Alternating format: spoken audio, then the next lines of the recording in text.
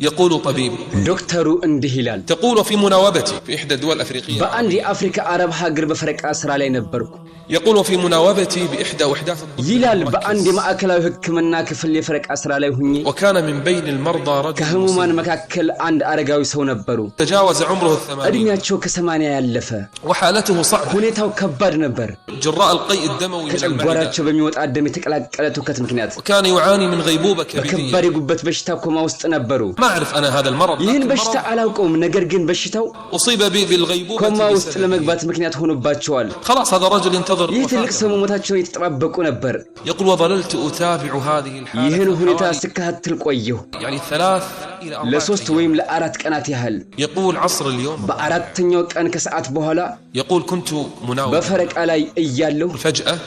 هذا الرجل በድንገት ይህ ሰው ከእንቅልፋቸው ነቁ بعد 3 أيام ونصف يستيقظ ከሶስት ቀን ተኩል በኋላ ከኮማቸው ነቁ